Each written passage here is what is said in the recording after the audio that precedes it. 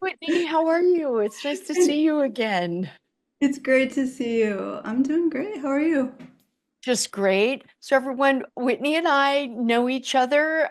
Her daughter was in one of my science classes. Gosh, what, a year and a half ago, 2 years ago? Yeah, about 2 years ago, the kitchen chemistry, a very Yeah, and efficient class. that was so much fun. That was probably my favorite class. Even I think I had a broken wrist for a lot of that class, Yeah, which yeah, and you're doing it all too, like with the broken wrist. yeah. So, I asked Whitney to be on for an interview because I think that many of you will find Whitney's story helpful and interesting. And we really want to give you some practical how-to advice and information when you're homeschooling a neurodivergent child. So, Whitney, why don't you tell us a little bit about you and a little bit about your daughter? Sure, I came from a long background in academia when I started homeschooling, and it was still the hardest thing I'd ever done because it was my own child. And so I needed to learn fast how to meet her where she was at and create a curriculum that worked for her. And it was exhilarating because I was able to pivot really quickly. And it was also really hard because I had to pivot really quickly and meet her, every day where she was at, her mood, her energy level, her interests. And I'd never done anything like that before as a teacher or a tutor. And we started homeschooling, like a lot of people, at that spike in 2021 during the pandemic. Online school wasn't working great for her. In-person school, we realized, because of her various neurodiversity kind of conditions, that school was really, in a sensory way, overwhelming for her. And homeschool was much better. So that's when we started. We've been doing it. This is our fourth year. She's in seventh grade now. And the C Homeschoolers community, I could not have done it without you guys. Well, that is awesome to hear. It's kind of interesting when you have a background in teaching and you use a learner-centered approach because it's really Mhm. different in profound ways. Mhm. So why don't you tell us if it what so you have a child who's neurodivergent, and why don't you share with us what her neurodiversity is are and how you first realized that in a classroom setting. So she's a synesthete and she has misophonia. And I knew about both from a lot of my academic reading and research. I had actually focused on the 19th century. Synesthesia is very popular in literature of the 19th century. And the misophonia, I have a friend who lives with it. And I started seeing signs in my daughter. And at first she was saying, I'm having headaches, I'm having stomach aches, I can't hear the whatever's going on in school. And we took her to doctor after doctor. They didn't really find anything. And she'd cry on the way to school. And one day we were doing math homework, and she said, the answer is not right, but I don't know why it's just not the right color. And something in me went, oh, uh-huh, not the right, what color should it be? And she said yellow. And then we redid it. And then I did the gold standard test of having her write out her color alphabet. And then 3 weeks later, rewriting it, it was the same. I thought, okay, synesthesia there. And then she has multiple forms of it, the way she processes sound, taste. So there are many kinds. She might even have other kinds I don't know about yet. She has mirror touch synesthesia. And with the misophonia, we realized it during the pandemic when we were all, at home, crammed in together, and she couldn't stand to hear me typing on my computer, eating, shuffling of paper even. She would just recoil. And I thought, wow, this is all like what my friend describes. And sure enough, we looked it up together, confirmed it, and realized that going back into a classroom setting at that point, just she wasn't going to thrive. She was going to be spending so much of her time just surviving kind of all the sensory input. So we started homeschooling. So, just for our listeners, would you just briefly define synesthesia and misophonia? Sure, misophonia is literally it's a hatred of sound, and it's a very strong reaction, an overwhelming reaction to certain sounds, especially repeated sounds, usually that the listener can't control. And then synesthesia is it's literally a crossing of neurological input so that, as one example, sound is perceived as color or taste is perceived as color. Hey, that's really interesting. So you mentioned the color alphabet. What is the color alphabet? Yeah, you can Google it online. It's one way of assessing for grapheme color synesthesia, and you have the student or whoever it is, write out what color every letter is. A is red, for instance, and everyone has a different color alphabet. It's kind of not the same from person to person. B might be another color. And then you have them write out all the different colors in the alphabet, and then you put it away, don't mention it, and several weeks later you take it back out, you have it, and then you have the person do it again. Just, write the colors, and then you compare them side by side. And it can change usually between the ages of whenever it's identified in 10, and then around 10 years old it solidifies. You can do the assessment again. And so that's what I did for her. We didn't do any sort of fancy testing or anything like that. We didn't feel like we needed to.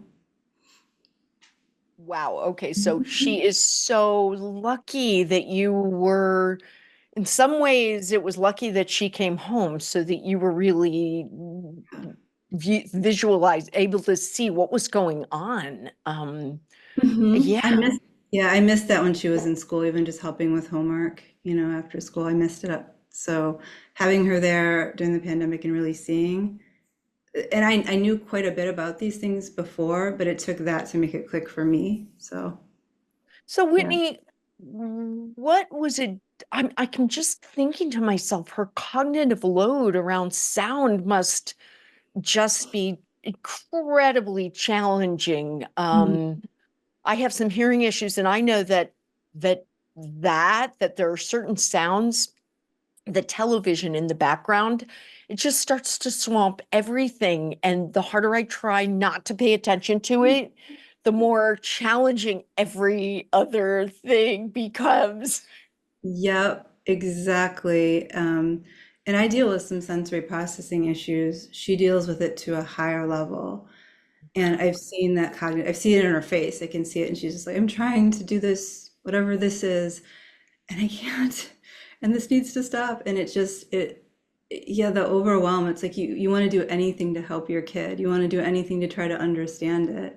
But at that moment, they can't put it into words. So it's usually later on that you figure it out and that you try to kind of backtrack. And, sometimes you get it right, sometimes you don't.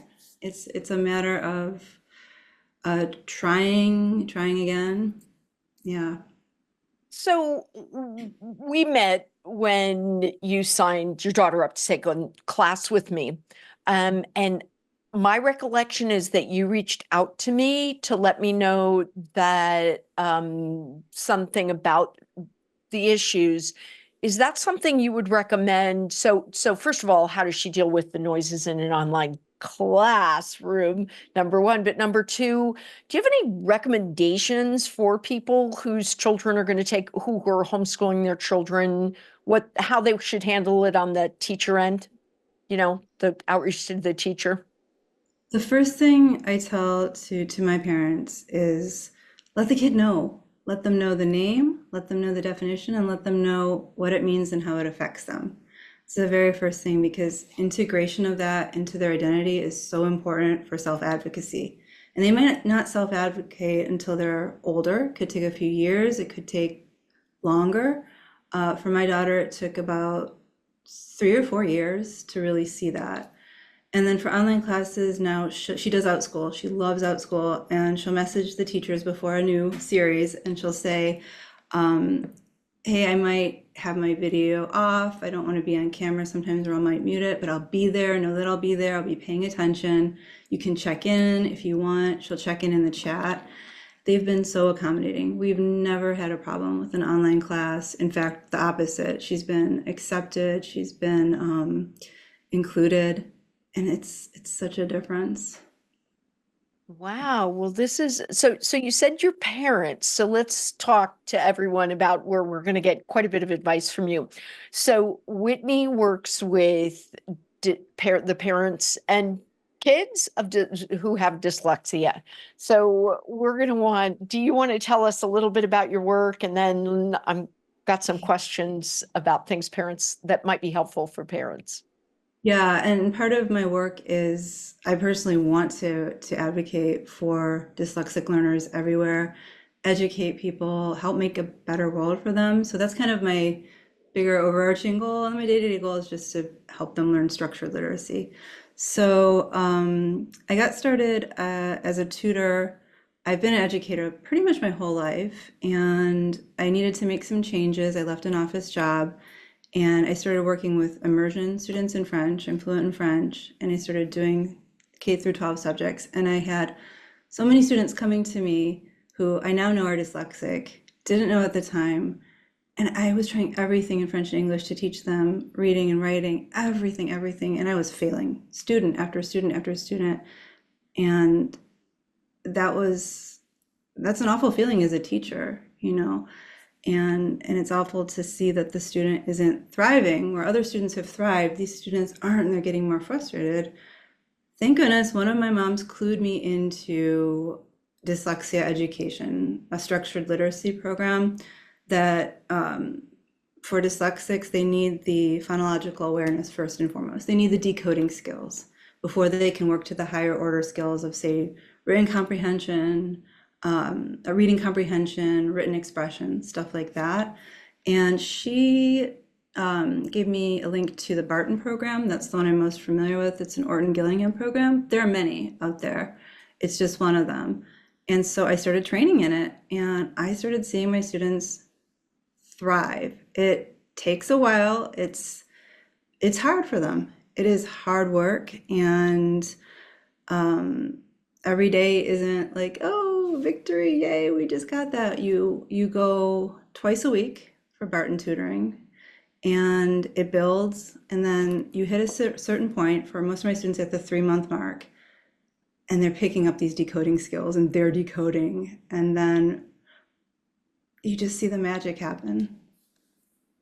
So, in the sea, people, this is something that worries people a lot. They have a child, they're not sure. You'll see people get into the C Facebook group and say, is it possible that my child has dyslexia? What what would you say the classic signs, and when should parents worry? I mean, sometimes, and if you're someone's parent, and so sometimes, kids will be making backward letters and people will get in and they'll be worried, and other parents will say, not at 4 or 5. Don't need to worry about it. But Yeah. when should people worry? What are the signs that you think people should look for if this is a concern? I can speak to the training that I've had. And yeah, for like pre-kindergarten, if they're putting their letters backwards, I wouldn't be worried. If we're heading into second, third grade and they're still doing it, and they're studying for spelling tests for hours, only to forget the words next Monday. If they are crying and fighting over homework, if they are having trouble spelling high frequency words like does, because, friend, if they're resistant to go to school, if there are so many things, even trouble tying shoes, left-right confusion can be signs of multiple forms of neurodiversity, and they often go together, but definitely can be signs of dyslexia. And then Susan Barton has a bunch of videos, wonderful library, and she has writing samples where you can look at very specific examples of dyslexic writing, challenges with capitalization and punctuation, spelling the same word different each time, kind of trying to guess to get it right, not being able to write on the line. And then what a lot of us think of as classic signs, like the reversal of B and D and P and Q. So, a we have a lot of people in C whose children are neurodiverse. What uh, what would you tell someone who's homeschooling a neurodivergent child, as far as, what they should uh, really what they should think about, where they should focus their energy as they begin to realize that that's something that they need, their child needs instruction around? For dyslexia specifically, Yeah. I would say go to any sort of structured literacy or Orton Gillingham program. Start there. You don't need to hire a tutor. A lot of people do, for various reasons. They're busy with other kids, they work full time, or a lot of times they just don't want to damage the relationship with their kid because there can be struggle during the program. So they're going to have a tutor come in and do it. And that works great. That's my job. That's where I come in. But you don't need a tutor. You can do it yourself. You usually just go to the program that works best for you. And the training is really simple. For the Barton program, for instance, I did a screener and I watched about 6 hours of videos. And then I was ready to start helping my first student, the next Monday, which was great. So what you're saying is if a parent needed to, they could, in a short period of time, be comfortable using that method. Well, that is Absolutely. really Yeah. great, because cost, of course, for a lot of homeschoolers, cost is an issue. Um, One of the things that we see sometimes in the home that a lot of people with neurodivergent children advocate for is the practice of act as if. Mhm. So, uh, it's a structured literacy approach, which actually I should probably get you to define. But let's say your child doesn't have dyslexia, is it really harmful for them to be using a structured literacy if you act as if later on you find out your child did not have dyslexia? No, actually, it's awesome. I've started incorporating it with my daughter. Like they have spelling rules. And you know what? It makes so much sense. And I find myself saying to my students sometimes, gosh, I wish I'd learned English this way. This makes so much more sense. So yeah, no, you don't need to do anything fancy, no fancy degrees. You don't need a diagnosis. Yeah, acting as if it's valid, it's plenty, it's enough.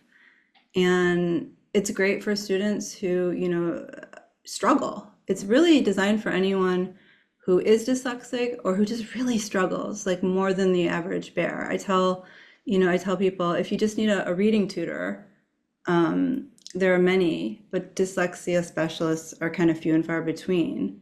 So they're rare. Reading tutors, I've done reading tutoring, and it's really different than structured literacy. So. Okay. So let's say someone's working with their child, they're beginning to be concerned. What point do you recommend looking into a formal evaluation? Sort of the age, as you might know, is there's a lot of like back and forth in the homeschool community about the timing of a formal evaluation. As an expert, when do you recommend that parents do that?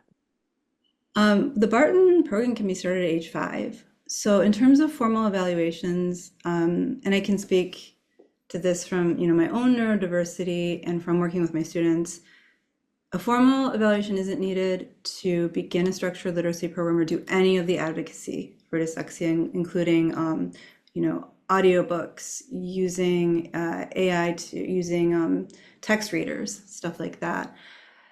I know for the public school system, and we're homeschoolers here, but many folks also have kids in the school system, and I do believe you need that formal diagnosis. I could be wrong, but I believe you need that formal diagnosis to get the IEP and start that process and get accommodations. I know that's the case for other forms of neurodiversity. So yeah, that I can't speak as much to, and I can't tell anybody, you should go out and get this. So for what I do, suspecting dyslexia, that's enough. Well, so do you mind talking a little bit about the importance of early intervention? Because that's something, how beneficial is it? I would assume that, like me, you're in support of, you understand the importance of early intervention. Mhm. How important can that be in those elementary years for a child to be getting the consistent instructions to help them be able to thrive with their, with the neurodiversity? That's just it. It's a question of thriving. The earlier the better, so that they can thrive, because otherwise they are just going to be doing everything in their cognitive load. Their bandwidth is going to be tapped out just trying to get by because they don't have the decoding skills. And from that, they can't progress to the other steps in, reading and writing and self-advocacy. So I would say, yeah, as early as you can afford to, as early as you kind of something, goes, aha, something clicks, a light bulb goes off, as early as possible. So you mentioned audiobooks, and just I had a light bulb moment. So I have a grandson that's going into third grade, and so he has been learning to read, and now there's been a couple things recently that I realized he's right on the cusp of reading to learn. He's not quite there yet, but Mhm. he um w- is our I would guess audiobooks can be really important as a part of like the age and stage, just appropriate cognitive part There you stage go. Yeah. there. Hmm. How so is this, so you're giving someone decoding instructions, but you also want to work on them being able to begin using language to learn. And is that where audiobooks start to factor in the elementary years? Exactly. Yeah, because the structured literacy approach is decoding and then building versus the audiobooks, which is kind of a different pathway. It's building cognitive skills, use of language, empathy. There are studies that correlate reading fiction with increased empathy and perspective taking. And their peers who are doing what's called eye reading, they're picking this up around fourth grade. They're reading to learn. They're gobbling up their favorite series. They're talking about it. They're carrying around books everywhere you go and finding corners to read. And uh, for dyslexic kids, that's not fun. That's not what they want to be doing in their free time because it is so hard to decode. But if they're listening to an audiobook, which is Ben Foss calls it ear reading, and he's a dyslexia advocate. He wrote an amazing book called The Dyslexia Empowerment Plan. I recommend it to everybody. It was written almost 10 years ago, but it reads like it was written a few months ago. It is a great book. And he talks about ear reading and how that's just as valid. And there are a lot of myths. I kind of came into dyslexia education with a lot of the mainstream myths, and one of them was ear reading or audiobooks are inferior. It'll make them, less likely to read. They'll never fall in love with reading, that kind of all the stuff we want as teachers to happen. And that's just not true because what counts is the storytelling, the information, the language building, and all the things you mentioned. Well, I think it's really interesting because if you think of evolutionary biology of humans, for most of human history, people couldn't read.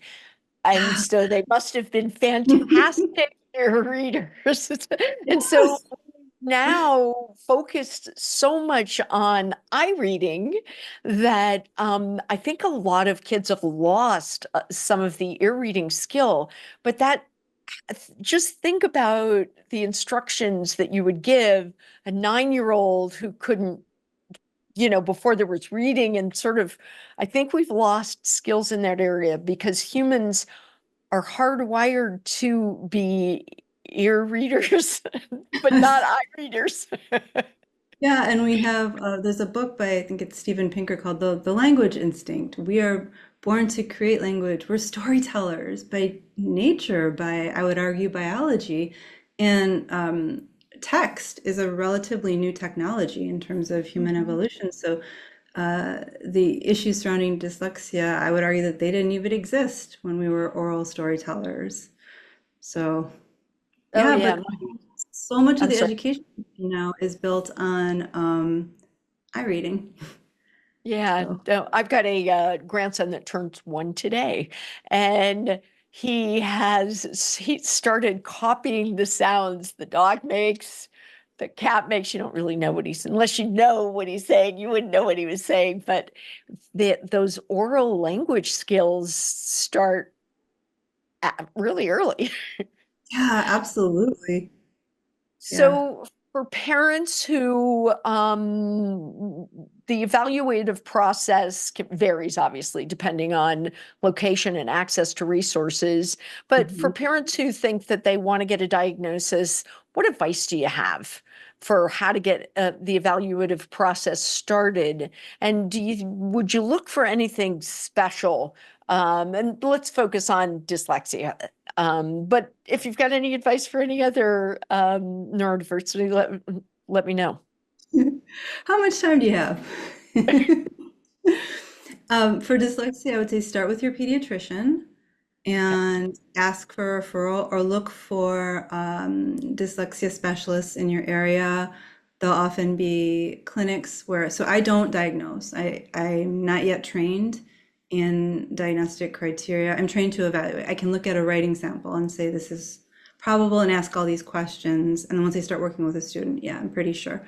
But I'm not actually trained to diagnose, but there are people who are trained to screen. So if you have a reading center or dyslexia center in your area, start there and also ask people like on the various networks you're part of, do you have someone you trust? Because the worst thing, and I'm speaking from personal experience here, the worst thing is to go to a self-proclaimed specialist or expert and then get pushback. That's not fun. We don't have time for that. So. No, no. So what questions would you ask for an evaluator? So I would ask, how long have you been doing this? How many individuals have you worked with? What was the outcome? What is your training? And yeah, pretty much to see if they, were qualified and what program were you trained in? And then I would also take into account feedback from the community. For me, that's very important. And as neurodiverse people, we've kind of learned to DIY it and do a lot of the legwork ourselves. Mhm. So, Um, are there any follow? So once the results are in, uh, and they confirm that your child uh, has dyslexia, what follow-up questions do you recommend someone asks? where do we go from here? Okay. And in some, not all, but in a lot of cases, it can be diagnose and release, which is not really helpful. And that's a term in the neurodiversity community, diagnose and okay, you have this form of neurodiversity or this, what have you. Okay, that's it. Here's your paper. You're free to go. Um, so yeah, ask for referrals to dyslexia specialists, not reading specialists. There is a difference. And ask all the questions that you can. Go on the various websites, message boards, online Facebook groups, and keep asking questions. There's a big learning curve. There's a big learning curve. And it's kind of like, if you're brand new to it, it's like opening a fire hydrant and holding out a glass of water and trying to get it filled up, basically. That is a great analogy. Okay, so do you have any secular academic materials that you recommend for people homeschooling dyslexic learners? So curriculum, supplemental materials, parent educator support materials. You've already mentioned a couple of those, but do you have anything that you love? I mean, I love the Barton program because I've been practicing it for 2 years. I've seen it in action. I got certified as a tutor. There are 3 levels for certification, and I plan to go through all of the levels and bring my students through all 10 books, through to Latin and Greek roots, and get them ready for high school and college and beyond. So that's the one I can speak most enthusiastically about, but that's the only one I've done, because each one demands so much focus and so much time. And I'm still learning. I'm relatively new. I've been doing this work for 2 years, just got certified. I've been educating myself, like the fire hose, getting or a fire hydrant, getting a glass of water type of thing, reading whatever I can. So I feel like the Barton program, it's excellent, but it's not the only one. And there's so much out there that I have yet to discover, which is exciting, also a little daunting. I wish I knew more. I always want to know more. And I find this from the neurodiversity community in general. We're still learning, we're still teaching ourselves, we're still figuring it out. But structured literacy, Orton Gillingham, those are like the gold standards, the keywords. So are there any, I would imagine writing curriculum that works with with a child who has dyslexia is particularly challenging to find, or am I off base there? No, there are programs. Susan Barton lists several of them on her website, and I would direct Okay. anyone like as a starter, because she's incredible. She's built this whole program coming from another field in software development and working with one of her relatives who is dyslexic, tutoring him on the weekends, and then she's compiled several systems into one and created her own system. So that's the place to go for resources. And her program does teach writing, and it teaches writing, spelling, reading comprehension, and it builds sequentially through 10 levels. Wow. Okay. I love that. So everyone, to Barton's website. So do you have any advice for parents about how to talk to their child about their neurodiversity? Just to, yeah. Yeah, definitely. Depending on what age the child is, I feel like as homeschoolers, we're good at learning to calibrate things toward the age of our learner. We learn that really quickly. It's part of the learning curve. Just being direct, and the kids, they already know that they're different. However, a lot of them suspect that something's wrong, and that's the key thing. They are different, but nothing's wrong and they're not broken.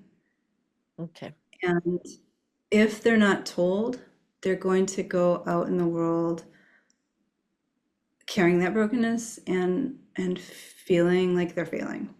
If they know, oh, and this goes for all forms of neurodiversity I can think of off the top of my head. If they know, oh, I'm neurodiverse, I have this, this name. Well, I struggle with this because of this, and this is the accommodation that I need to succeed. And they become self-advocates. And it's a process, it takes time.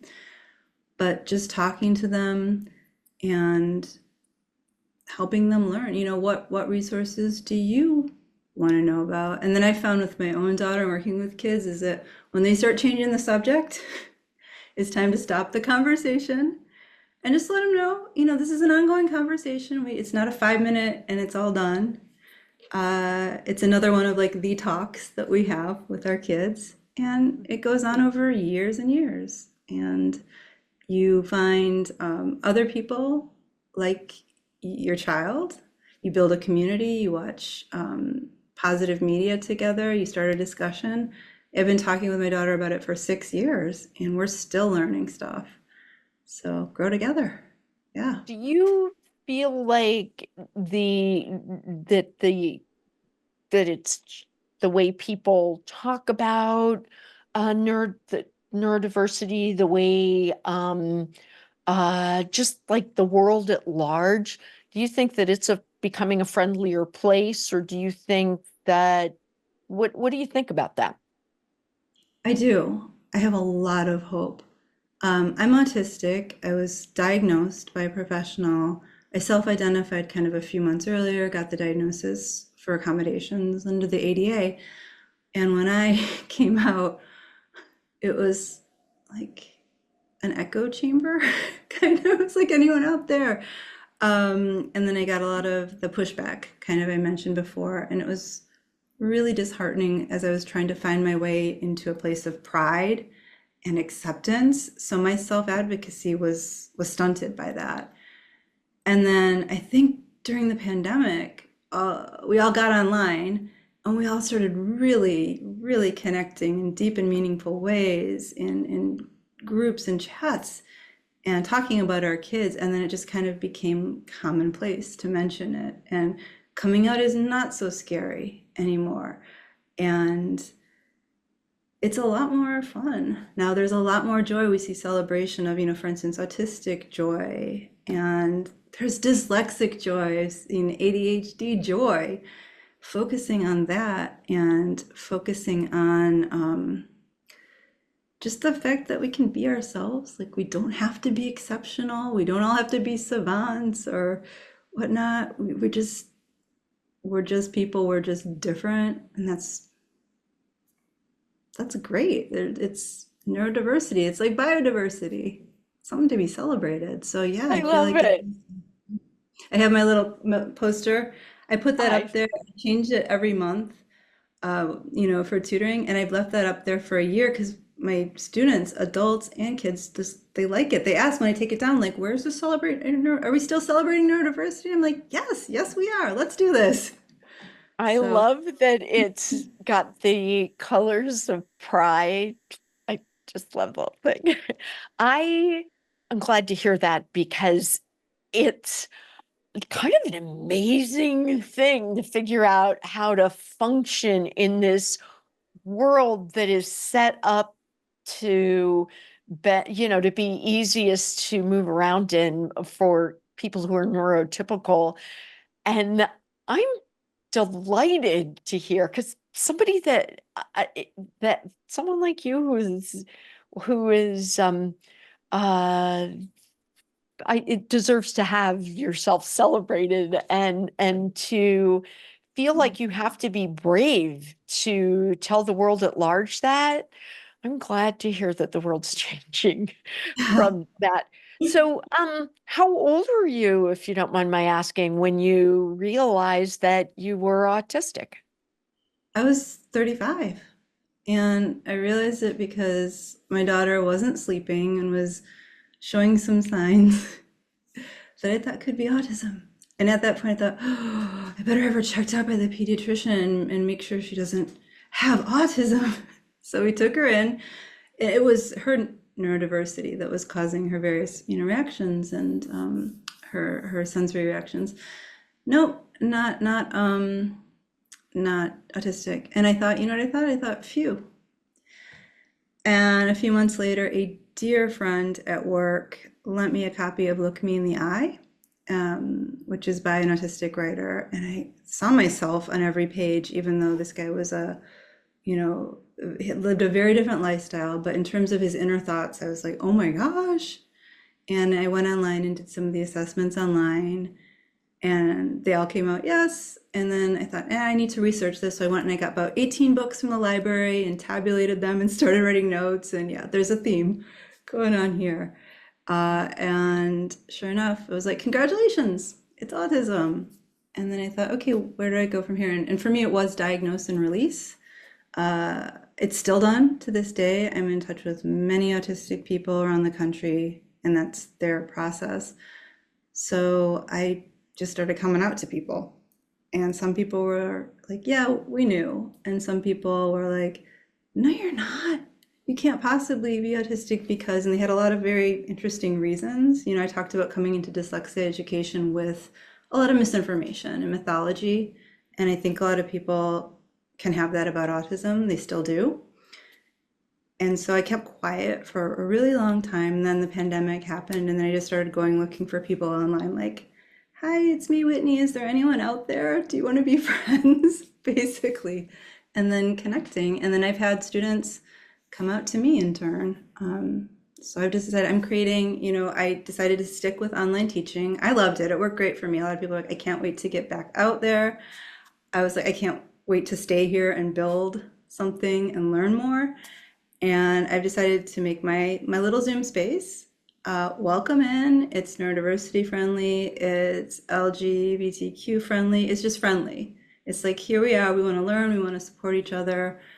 Where can we go from here? And I have the best conversations with my students, during, before, and after class. And I wouldn't change that for the world.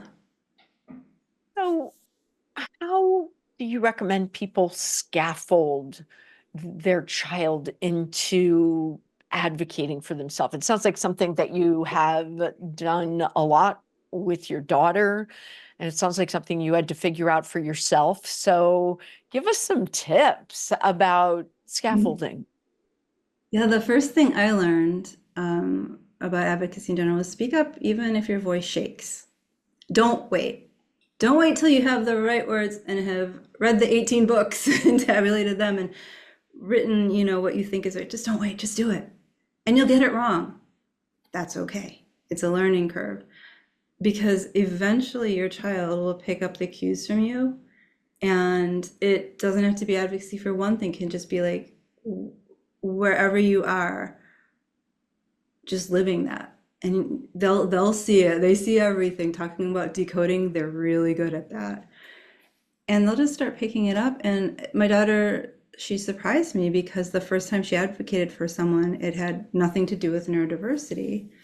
Um, and she said, yeah, and I stood up and she told me the story, and I was like, it took me a moment. And I was like, that was advocacy. And she's like, yeah, no one else did it. And what, like, I didn't know why they didn't do anything. And I was like, it's a That skill. It's a skill we have to well, it's a skill, but it's also just yeah, understanding the power and importance. And so she's had you to watch. Um, the so you have encouraged her to be your own advocate when dealing with teachers. How in a peer situation, that's so she stood up for other people, but it's got to be much more challenging in a peer situation. What sort of advice would you have then? she's held herself so well in a peer situation. I feel like because she listened to me go off at the mouth so many times, both publicly and privately, and she can tell when I have my chat room face on, when I'm serious about something. She'll ask me, "What are you talking about?" And I'll tell her, "We're discussing this." And so by the time she's come into peer situations, she's got it. She's doing stuff that I wish I had those skills when I was 10, 11, and 12. And I tell her I'm in awe, and she's like, "What?" And it just I now I learn from her, and it's incredible that the student becomes the teacher. And she's advocated in terms of sports. We were looking for a thing during the pandemic, for instance, and we went to several different. I don't want to denigrate any one sport because that could be the right sport for someone else. So we went from this club to this thing to that, and nope, nope, nope, nope, don't feel welcome here, nope, feel uncomfortable here, nope. And then she found one thing, and she was like, the second month we've been going there, she was like, I feel at home. This is my second home. I'm at home here. I'm going to keep going here. I'm going to get really good at it. And the people here are cool. And that turned out to be her thing. And so she's built her own community, both online and in person. And she just seeks out kids who they support each other. And she seeks out kids and they don't, and they have conflict, and she handles it. I'm in awe, just thinking about, yeah. Actually, that's interesting. You reminded me of something I heard. I was listening to Mark Cuban do an interview and on The Daily Show. And he was talking about his own children. And he said that he said, I know everybody is so worried about kids right now, but I think that from I think his kids are like 12 or 13 to 18 or something like that. or 20. He said, they're kinder. And I gave some thought to that. And he said, people aren't talking about how much kinder kids are now. And Yes. I, well, at least in my son's like friend group, I think I agree. It sounds like your daughter is kinder. I totally agree, and not just her, my students. I've gone through some, as we all do, some rough things. I work with some students for years on end, and I've gone through things, and I've, told the parents, and they said, "Oh, can I share with my child, via text?" And I said, "Yeah, absolutely. I'm not gonna like dump something that's too big on a kid." But the parents want to share, the kids want to know. And they've got on the next session and they've said, I know you're going through this and we're so sorry. And what can we do? These are, 10, 11-year-olds, sometimes younger, teenagers. And they're so thoughtful. Miss Whitney, if you need to take a break. And they've made art at certain points to like one of my last cat who was 20 just recently died. And my students were so supportive, this outpouring of support whenever I would sign on with like, them after. And I didn't see it coming, and I thought, shame on me for not, you know, um, for not seeing this incredible kindness and being more open to it and nurturing it. And it just created this feedback loop where I'm just more honest with them, in an age appropriate fashion. So I would say to parents, if you're dealing with, your own loss, a health issue, neurodiversity, a lot of parents feel shame and they feel like we have to keep it inside and be, put up a strong face, power through it. At least the generation I come from, that's our modus operandi. And I would just say examine your own, feelings of shame or reticence, and then just work on letting it out slowly and telling your kid what you're going through, what you're processing, what's happening. I have never had a student or any one of my daughter's friends, when I've come out and told them something that I'm going through, say, "Oh, that's weird," or "Why?" Or, it's always like, "Oh, I can learn more. Okay, tell me about this," or "How can I support you?" It's incredible. That's not what I experienced in my generation, like growing But up. I think in some ways, like being online, you just are familiar with a lot more things and instances and situations. And it's kind of, if you think about it, we hyper focus on like negatives, but honestly, it really begins to normalize just getting online and learning about different neurodiversities. And so you're more familiar with, you don't think to yourself, well, I don't autism. I don't even know really what that means or what that looks like, when in the online world, if you're thinking, exactly what is that? You can Google it and find so much information that in some ways I think maybe there's some normalization going on because of this move to these online forums, that we are not paying enough attention to the positives of that. So what are myths? But there are still myths.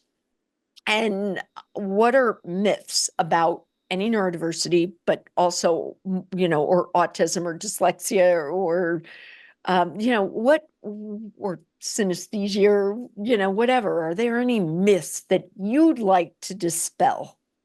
Yeah, I definitely would. And I've kind of collected a survey from my students about like, what do you want people to know? And the very first thing is like, we're not making it up. We're working harder than everyone else in the room to focus on a sound or do our math homework or read a book and come up with the right answer or whatever it is. We're working really hard and it feels like we're going uphill. We're not lazy. We're not doing it to be difficult. Uh, Yeah, that those are like the biggest, those are the, I would say, like harmful myths, and there's so many. And if you just go down a rabbit hole on Google, like I've done that as an autistic person, and I have a dear friend I talk to very frequently who's of the same mind who's also autistic, and I had to message him one day. I'm like, I can't go down this rabbit hole anymore. It hurts. He's like, oh, I've been there. Let's do it together. And we got on a Zoom call and did it together and talked about the mythology out there.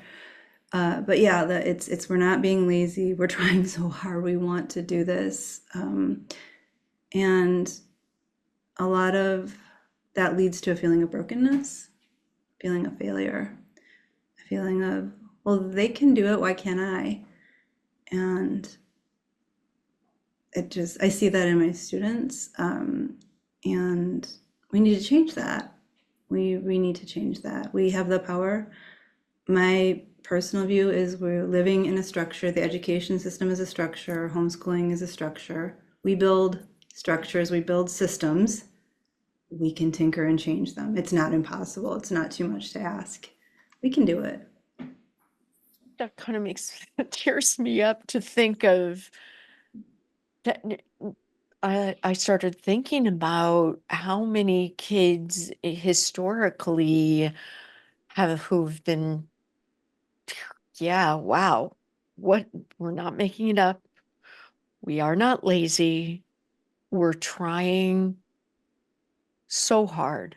Mhm. Wow. Okay. So one of those is going to be the title of this episode. Wow. It's That all is in our such, head. so simple, like that message, but that is really big. Now, so let's talk just for a minute to the parents who might have said some of those things to their kids. I mean, because then you carry this guilt. And I like to tell parents that how important a lot of my messaging in that sphere is just how important it is to walk away from that guilt, because kids, Mhm. they see the attachment of guilt to them and often internalize that. And guilt's not going to help you walk your way out. So what would you, because you must see parents who feel a lot of guilt around the fact that they did not recognize what was going on earlier. What do you tell those parents? I do. I've had a lot of private conversations with parents, and I just tell them I am also one of those parents. I didn't see my daughter's neurodiversity 'cause I was so primed on, okay, I had internalized ableism surrounding autism because of the myths that I'd received. And so I was so focused on like hoping my daughter wasn't autistic or getting a diagnosis and getting her help that I didn't see my own autism, and that I didn't see her own variety of neurodiversity and how she was in a situation that was harming her. So I say grow, acknowledge and grow. And part of homeschooling, and this might be something interesting to explore, like with the C community, is homeschooling shame, because I think we've all had days where we're just like, we say something, and my daughter can attest to this. We're in a mood, it's not going great, or we've tried so hard, or we're overtired, and we say things, and then we were like, oh gosh, if I could just cram that back in, and then we're like guilty all day. It happens. You're not alone, and I would just say acknowledge it. Say what you said. Don't hide it. Don't hide it, because that becomes really hard for everybody. Kids sense it. It existed. It happened. And then just say, yeah, I hurt ya. Acknowledge it. Acknowledge the reaction. And then say how you're going to do better. Yeah. And it works. Yeah, apologizing, I think, is really important. A part of that. Yeah, we all, um, it's kind of interesting because I have a 24-year-old, and sometimes you'll apologize for something that your child doesn't think you need to apologize for. Like, okay, because this doesn't matter to me. And then they'll pull something. You're like, that's Yeah. something that bothers you all this year.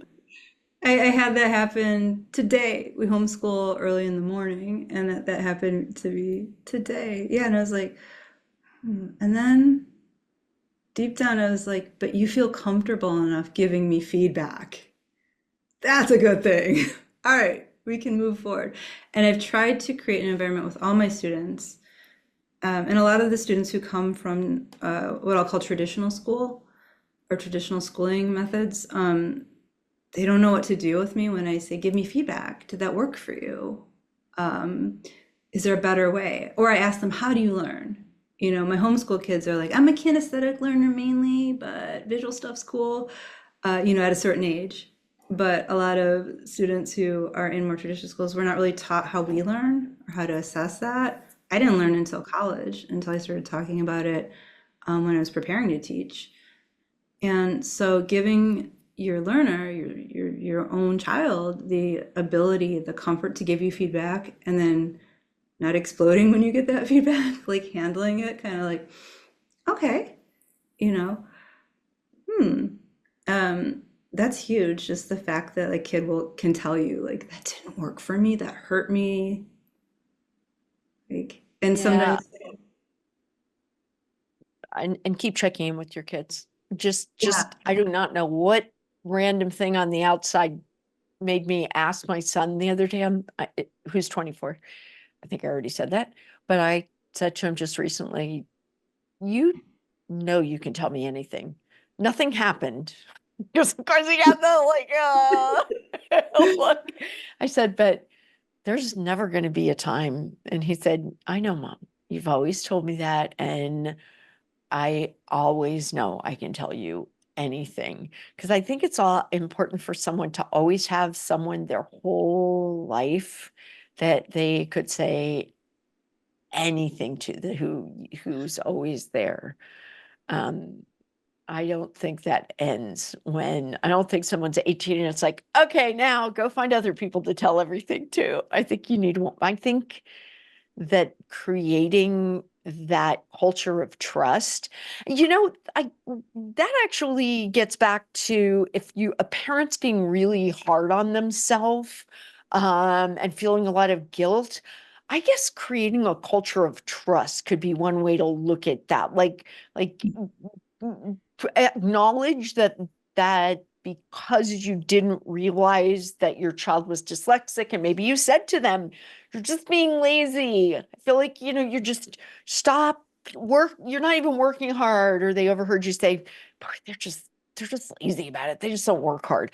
at it. Yeah, Yeah. If you then took the time then to acknowledge that you were wrong and that you were mistaken and then work to create a culture of trust. What do you think, Whitney? absolutely. Absolutely. I've experienced that, with my own autism, where people initially reacted in ways that were not supportive, and then they took the time to learn and come back and talk to me about it. I'm like, that's all I want, really. It doesn't have to stop with um, having a misperception or saying something. That's a starting point. For me, that's always a starting point. And whenever someone says something to me like that, I always look at it as a starting point and not a like, I can never talk to you again, unless it becomes unproductive. Then there are points where you have to put up boundaries to protect yourself. We all have so many spoons.